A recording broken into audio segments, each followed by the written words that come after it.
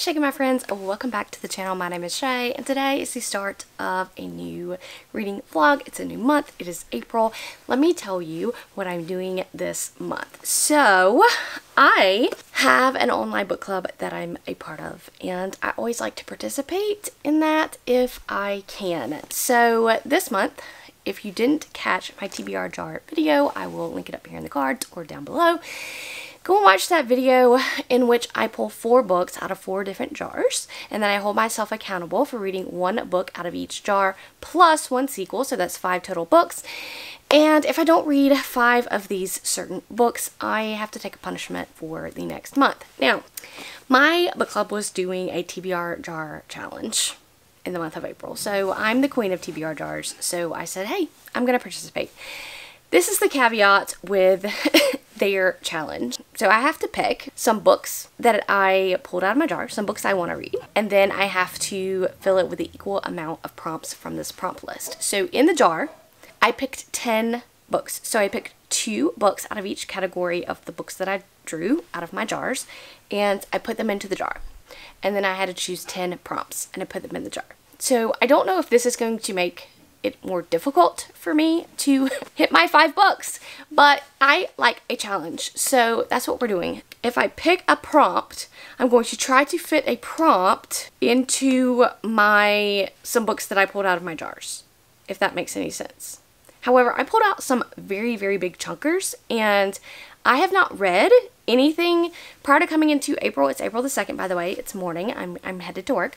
Prior to April the 1st, I had not read any books in like 4 or 5 days. I took some time off. I had a very, very busy March. I read 17 books in the month of March. I was very, very busy. So I took some 4 to 5 days off. You know, it's baseball season. I'm watching baseball on the television, so I'm just having a lot of fun doing that. And I am not reading as much. So I feel like this is going to be a challenge to get all 5 books in. Can I do it? That is the thing. Yesterday at work, I pulled my first book out of the jar, and I'll pop that footage. Let me scoot over. I'll pop that footage here so that you guys can see what I pulled. It was some fun times, and very, very luckily, I was able to pick right off the bat a sequel that I needed to read. So I got Disciples of Chaos, and that is the 2nd book in the series that starts with 7 Faceless Saints, and Disciples of Chaos just came out, and it just so happened that I had, when it came out, I was like, oh, that's like a duology. I can just, you know, I can finish real quick, because I don't know how long Disciples of Chaos is, but like 7 Faceless Saints is really short. So I was like, I can finish it, and that'll finish off a series for me. Goals, check. So I went ahead, and when it came out, I put a hold in my library, and it just so happened that it came in like 3 days ago, and I went ahead and borrowed it, even though I didn't know if I was going to read it, and look, I'm reading it. So the stars aligned. But it is April the 2nd now, and I am at 30. It's not this one, but it's the other one. But I'm listening to the other one on audio, and I'm about 30%. I can't tell you much about it because it's a sequel. But I'm enjoying my time. I feel like I always say this about YA fantasies. I gave 7 Faceless Saints 3 stars. I thought it was fine. I'm really intrigued by the world, but also in a lot of YA books, they don't do a lot of building the world for me. That's why I am more into adult fantasy these days, and this series is the same. I feel like I can't attach myself to what's really going on in the story because I'm not as invested in the world and what's going on. So this is a romance fantasy. I wouldn't say it's necessarily a romance. There is a lot of fantasy elements in it, I guess. It's a murder mystery / fantasy / romance story, and there's evil people. And so there was a reveal at the end of book 1, and we moved right into, you know, chaos in book 2. So I'm enjoying my time. I'm 30-something% in. I'm hoping to get farther in today, hopefully maybe finish today, who knows, so we can move on to the next book of the month. Is there anything I'm excited about reading this month? I can't tell, because I don't know what I'm going to get out of this jar. It's going to be a dreary, dreary day. It's very cloudy outside right now. And I have to go to work, so that's depressing. But I'll check back in when I get done. with Disciples of Chaos, and I'll let you know how I am feeling. Okay, so it is still Tuesday. I have done better than I thought, and I have finished Disciples of Chaos. I am completed, which means I have now completed a series, so good for me. We're getting our goals out of the way. I'm going to go ahead and say that I gave this book 3 stars. The first book in the series was Seven Faceless Saints. We have kind of a fantasy romance. We have a lovers to enemies to lovers situation with our 2 main characters that we're following. We have Roz and Damien is very much for his country. His dad is ruler kind of this nation, and he is for the government, and Roz is for the rebellion. So we kind of have a lot of saints. We have a lot of things that should be high risk, that should feel high stakes, and unfortunately it just didn't feel that way to me. I'm kind of falling out of love with YA fantasy. I know I've said this 1,000 times, but I feel like there were a lot of plot conveniences in this story. Like, everything was conveniently laid out and conveniently, and I'm just ready for some good YA fantasy that has some stakes, that has some meat to it, that is not just convenient plot conveniences. So anyway, that wasn't what this was. I gave it 3 stars. I gave the first book 3 stars. I gave this one 3 stars. So overall, it was fine. It's not something that I am going to be recommending people to read. So I want to tell you, let me scoot over so I can put my video here of me drawing my next prompt. This TBR jar challenge is going to be the death of me, because, okay, so now I've read a sequel, so now I have like that chance of drawing another sequel instead of having to read the books that I need to read. So I've marked off 1 series, so I've checked off that series, but I have 4 more required reads that I need to get onto the TBR this month, and technically to complete my TBR jars for the month of April. And so I was very nervous to make my next pull. But I went ahead and did it, and if you don't know, I am participating with this in my book club. So the reason why I'm inserting clips in here is because I had to film myself doing it for them live, and so I just couldn't really film on here as well. So I'm gonna pop it here. You can see what I picked, and you saw that right. It got first book in a series, so I was feeling so great. We finished off a series, and the prompt I got was first book in a series. So again, like I said, there are 10 prompts in this jar, and there are 10 books in this jar. And so this time I happened to pull a prompt. And I thought really long and hard about this, and I went over my list of TBR jar pulls that was not many of them are series. A lot of them are standalones, or if they are series, are super long books, and I don't want to put myself into a slump right here at the beginning of the month. So I decided to be very kind to myself, because there are 2 other books that are not from that April TBR video that I need to read this month, because SPFBO 9 is coming to a close, and I have 2 more SPFBO 9 finalists that I need to read for that vlog. So I'm going to be picking up The Last Ranger by JDL Roselle, which is the first of his Titan Wilds series. So I am going to be reading that, and I will share my thoughts in here, but there will be a dedicated vlog as well to the SPFBO 9 finalists that's going to be coming out, as well as my rankings of the finalists and what my final thoughts are, you know, overall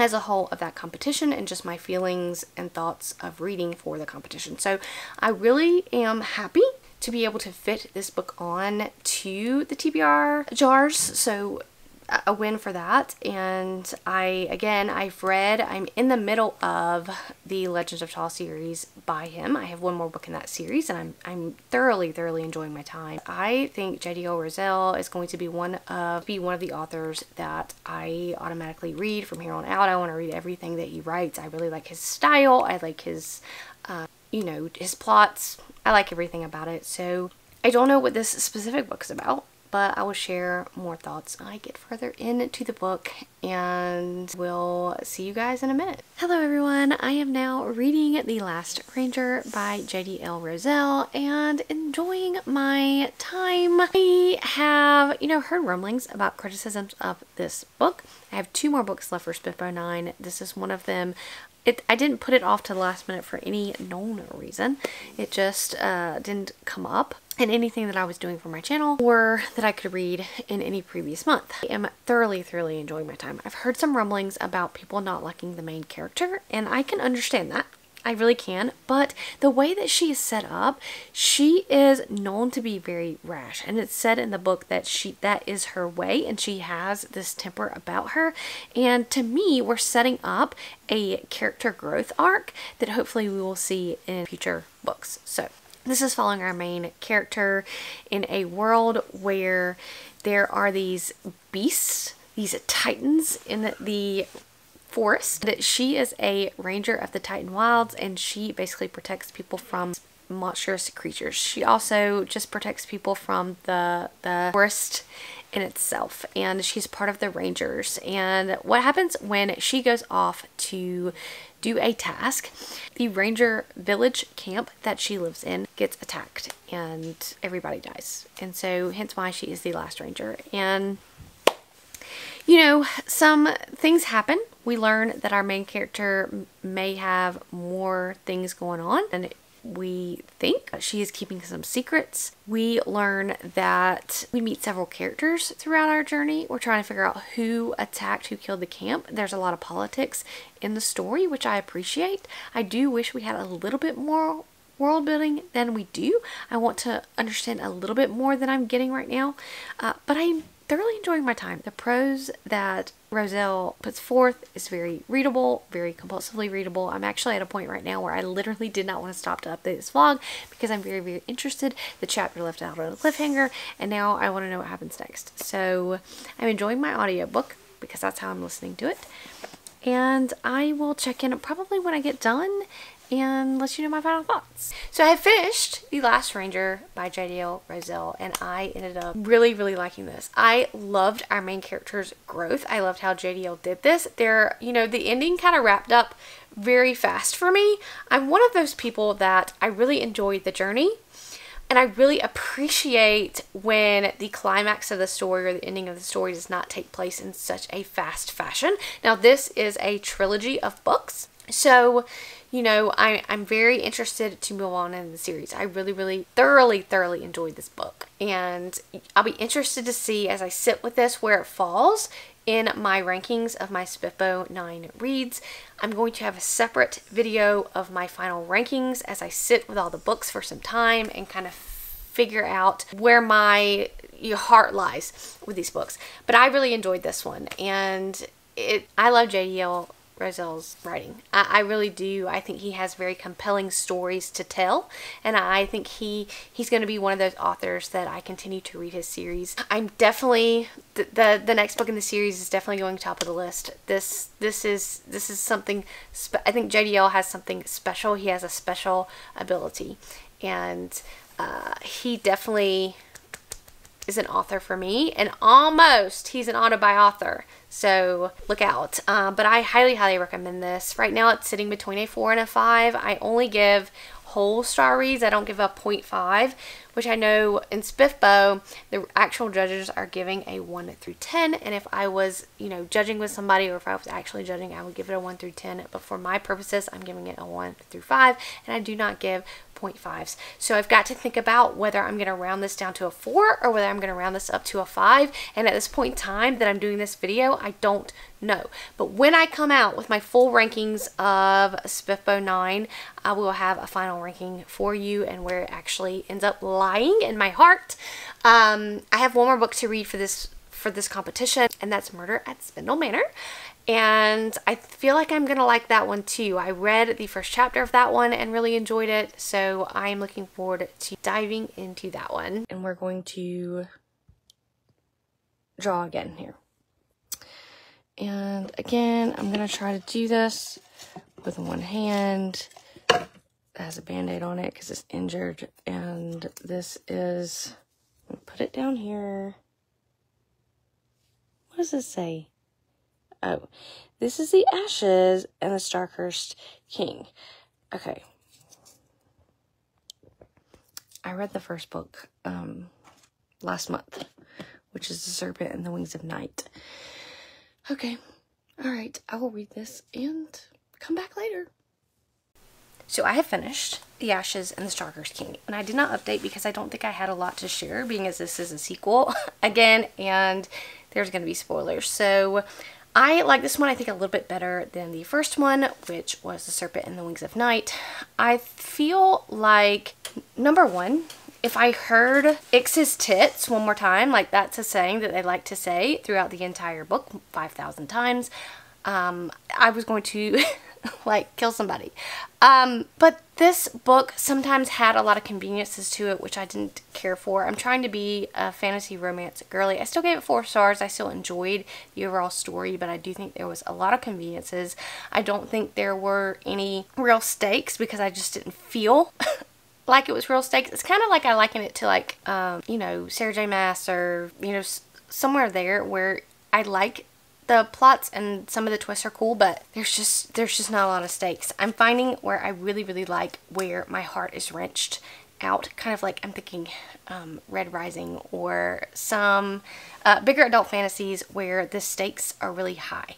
And I don't know that that's, you know, what this series did for me. Now, there is, I think that was the end of this duology, and then there's going to be some more duologies. I really don't know. But I know that there is another book in the series coming out this year, later this year, I think. But overall, I really liked it. I really enjoyed it. Let's talk about, I'm going to let this vlog keep going because I haven't talked very much about what's going on. But let's talk about it. Because I drew my next book. Here it is. Here's me drawing it. Hello. And I finally didn't get a sequel because there's no more sequels in there, and I got a book I actually wanted to read. I'm getting very scared to actually pull out of this jar because I know what books are left in there, which can sometimes be scary. But I pulled Beyond Redemption by Michael Fletcher. This is a grim, dark fantasy story. It's a trilogy, I believe, and all 3 books are out. Yes, we love that for me. And I have this one on audio, so I'm going to read it. And this one I am going to update probably with my thoughts. Now, I have heard where people literally have to DNF this book because it's too grimdark for them. So I'm going to see where I kind of fall. I don't think I've ever truly read a serious grimdark story. So I don't know how I'm going to feel about it. So we'll kind of see. And I will pop back in when I get a little bit in and can show my feelings. Alright, so I'm about 30% into Beyond Redemption by Michael Fletcher, and here are my thoughts. When I first started reading the book, I was very confused. I had to go and look at people's reviews of the book to kind of grasp my head around this.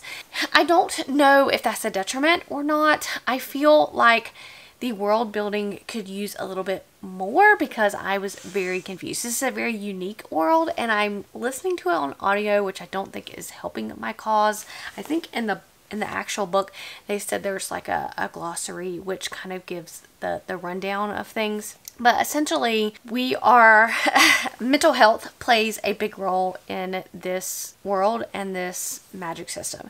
So the series title is called Manifest Delusions. In this world, you can have delusions, and the more you believe in the delusions, the more powerful the delusions become. The more other people believe in them, the more powerful they become as well, and then overall, the more powerful you become. So our main bad guy has some pretty powerful delusions. There are these, what is the name for them? I don't even know what the name for them are. Doppelgangers that he has when he, like, the delusions that are going to try to overtake him and replace him. It's very confusing, okay? So you have him. So his main goal in the big baddie in this book is to ascend this child into God status, and then he will kill the god, whereby some chance of events he will then take over his godlike power, because he will send a god into the afterlife, and in this afterlife this god will do his bidding from the afterlife, because whoever you kill does your bidding for you. So hence he's going to kill this boy and become very powerful, a very powerful godlike figure, and rule everybody. So this is the take I get on this. Then we are also following these, I guess, they're not good people, but they're gonna try to save this man from being the god, okay? They are going on a heist to steal the child so that this man cannot ascend him to God status and kill him, okay? So we're following these other three characters, and you want to say in like a normal book, this would be like a found family. This would be where your found family comes. This is not a found family. They do not like each other. They are not likable characters. Remember, this is a very, very grim, dark novel. So they actually talk a lot about how, oh, I could just kill him. I can't wait to kill him. When we get done with this, I'm gonna kill him. But these are kind of quirky characters. There are some humorous moments. We have this one guy who's kind of one of the most sane people in the book, left in the book. And then we have this other guy who thinks he's the best swordsman in the world. So like half of the, he's a narcissist, and half of the time he's over here just talking about, you know, how awesome he is with his sword and how he's the best ever. And then we have this other one that's a kleptomaniac. She just steals things, and they just go around killing. That's the thing about these people, they're sociopaths. Like, they just kill and there's nothing about it. They just kill and they don't care. So as far as the grim darkiness of this novel, I'm not having a hard time with it. I don't know why, like, maybe I'm a sociopath. Like, I'm not having an issue with this novel as far as the grim darkiness of it. I do feel there was a couple of sexual scenes where I just go like, God, that's disgusting. But nothing that like gets me. Of course, if you have a lot of trigger warnings, you don't want to read this book. Okay. But anyway, you have these three people. They are trying to steal this child. They go on a heist to steal this child so that, you know, this one man cannot reach God level status. And then you have this other character, and I don't know what she's doing, but she's going to try to hunt down these three so that they can't do that. I don't know. It's a lot of things. It's a lot of things. I can't tell you if I'm liking the book or not. That's the problem. At this point in time, like, I am bored. I'm 30% in. I really like the setup. Again, this is a very unique world. I like the setup. I liked, you know, where we started out with the book, but now I'm just kind of bored. You know, at this point, I'm bored.